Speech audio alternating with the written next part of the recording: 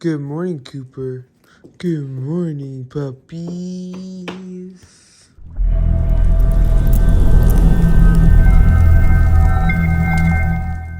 What is going on, guys? Welcome to another video. We've got a 90-minute bike ride. We've got legs today. It's gonna be a crazy day. But good morning. Say good morning to Haley. Also, new puppy edition, Cooper, Chewy. Cooper is a dog we got from a shelter, chilling. So, about to schedule this Dexa Scan. Haley, you wanna say something to the camera? What do you have to say? Anything? Oh, you're usually way more into it than this. What are you doing? Say something. Nothing? No? Okay, that's fine. That's fine. Apparently y'all are boring. Quite seriously, guys, I know this video is about a Dexa, but I just love that both my puppies have somebody to play with now. This is a magical moment for me. As I know, we had Allie, but Allie was really aggressive with Haley, so one of my family members took her, and we wanted another companion for Chewy, so we found Cooper here, and they just love each other, and it makes me so happy to watch.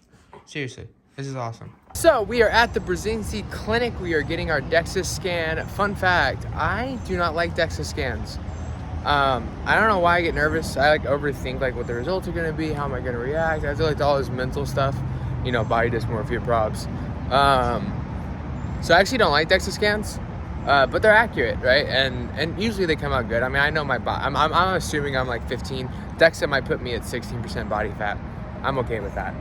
I don't know. I just get nervous about them. But we're going to get this done so that we have a point of reference going forward.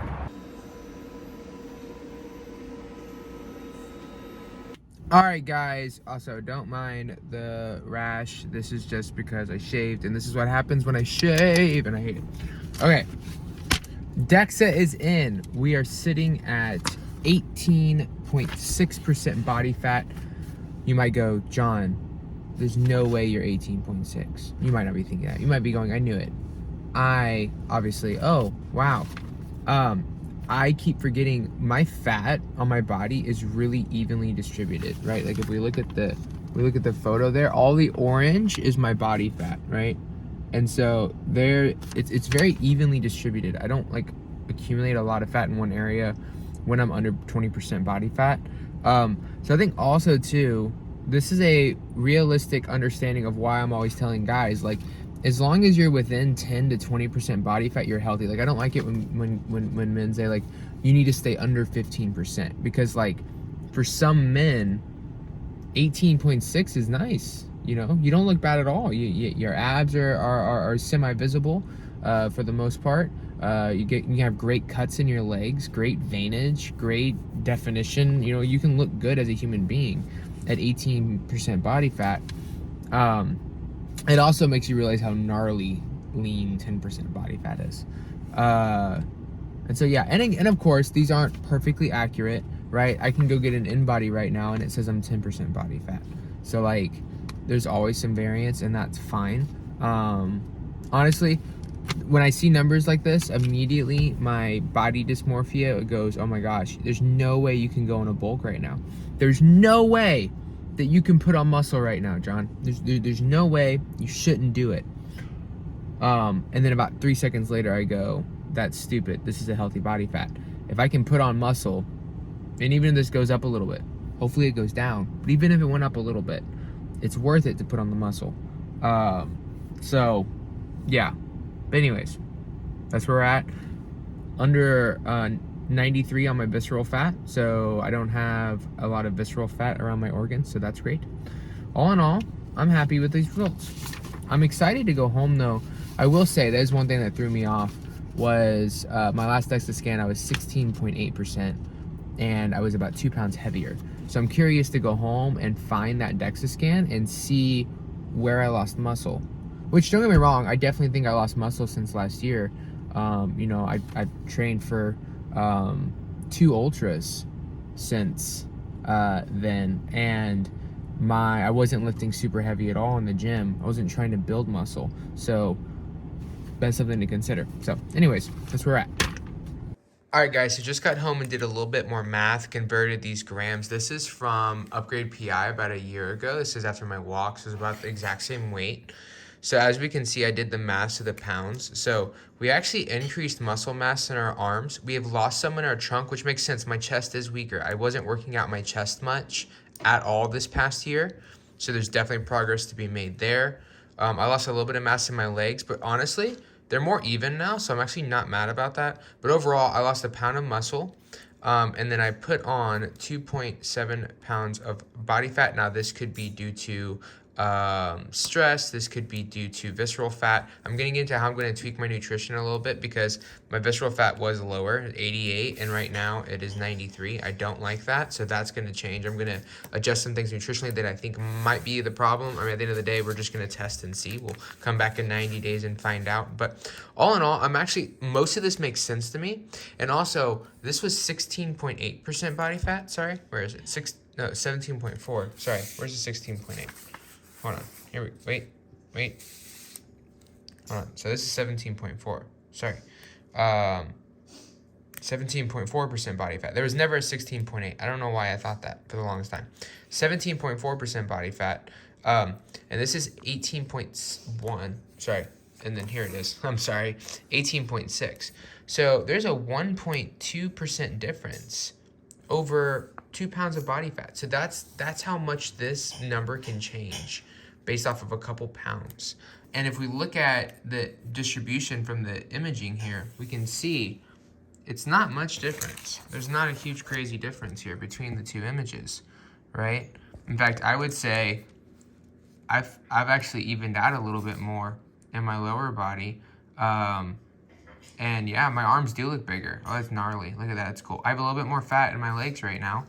But then again, I wasn't training legs heavy this year. I was doing a lot of running. So there's a lot of things to be said for this, and I'm excited to see what happens in the next 90 days or so. This chick has a serious aversion to meat right now. We're trying our best. She eats some things, but like she also has a super high addiction to ketchup.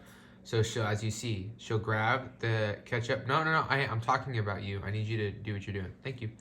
So yeah, see, so she'll dip her finger in the ketchup, or she'll grab a piece of chicken. Let's see if she does it. She'll put it in her mouth. She's gonna chew it up, suck all the ketchup off of the chicken. Don't look at me while I narrate you. And then she's gonna spit it out like so. Yo, homies. Just got done with the gym, hit RDLs 225. Look at that. What is that? I'm so excited.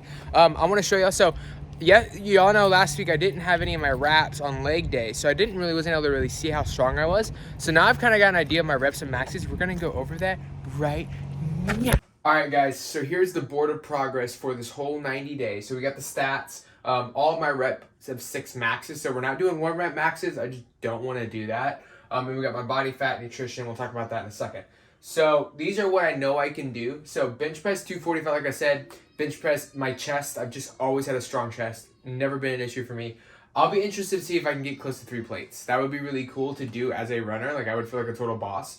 Squat, never been a strong point of mine. It took me years when I was in football and like more of a powerlifting like style to hit 4 plates. Like it was just so difficult for me.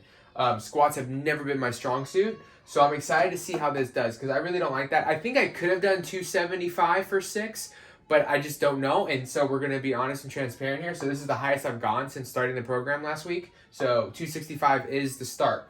And then shoulder press, we're doing 70 pounds in each hand right now. I would like to see that get up to 100 pounds in each hand. I've done that before back when I was bodybuilding, so I'd like to see that get up there. I think I can. I think in terms of my bench press and my shoulder press, I'm going to see those grow exponentially as I push myself because I naturally, genetically, just my upper body's just strong. The lower body is going to be the more interesting factor. As far as RDLs, I hit 225 for 6 today. Felt good. I would like to see that get up to 3 plates. So this is kind of the goal. This is what we're basing markers off. I'll come back in 6 weeks and we will see where we're at with all this. But of course, we're going to be pushing and progressing every week. So we'll have good weeks and bad weeks, but hopefully over the next month and a half, halfway point, we see some good progress in those areas. Okay, as far as body fat. So Dexa says 18.6. I posted it on social media and I got a lot of pushback. And I don't necessarily disagree with them. It's just that the Dexa said what the Dexa said, and so I'm going based off of it. But I would say I'm definitely more in the 14 to 16% body fat range. But, we have the reference point here. So this is the one because we're going to get another Dexa in 90 days and we're going to compare them. So potatoes, I'm really looking at the change, not necessarily the number. I'm cool with it. As far as nutrition goes, okay, we're going to be trying to hit 1 gram of protein per pound of body weight. So 190 grams of protein. And then the goal calorie wise is to stay above 2,500 calories on any given day, even rest days. I want to at least eat this much food. And that's kind of the goal, right? That's what we're staying at. Of course, as mileage goes up and stuff, calories are going to get ramped way up. But I never want to eat under this. There's no reason for me to eat less than 2,500 calories a day. As far as carbohydrates, like I said, my visceral fat was a little higher than I wanted it to be, so I'm trying to figure out what to do with that. It wasn't high, it just was higher than what I'm used to. Mine usually in like the high 80s, it was in the low 90s. I didn't like that. So one thing that we're going to do is we're going to cut out all fruit, or not all fruit, but we're going to cut out a lot of fruit. And the reason being is because some people say that due to the uric acid that can happen with fructose metabolism, you can get fatty liver, and so there can be more fat growing around your organs. Of course, there are some people that eat a lot of fruit and have no visceral fat, so I think there's arguments made for both sides. But just for science experiment sakes, we're going to take the fruit out, most of it, and we're going to replace it with other carbohydrates when I do have carbs. You know, if you don't know anything about low carb endurance, ketogenic training, and nutrition, video should pop up somewhere right there. But basically, lately my carbs have mostly been like things like apples, pineapples, strawberries, bananas, blueberries, things like that. But what I'm going to do is I'm going to take out everything, but I really like having blueberries with yogurt, so that's not going to go anywhere. I'll probably just cut down on the amount. Strawberries will probably still stay. Everything else is going to go though, and instead, if I do have carbohydrates, they're going to come from things like squashes, sweet potatoes, carrots, and things like that. So that's the plan nutritionally. You know the training plan. Here's the starting point. Now we got a 90-minute bike ride. Let's get it. All done, but my butt really started to hurt because I don't have the stupid pads that I need for the cycling thing. Also, I didn't have a workout for tomorrow, so went ahead, cut it at 1 hour and 1 minute. It's gonna do the other 29, basically just do 30 in the morning tomorrow morning. Get something in tomorrow too, just get the blood flowing. So that's how that worked. Now taking the dogs out. This one's obviously already knocked out and ready to go to bed. So hope you enjoyed the video. See you in the next one.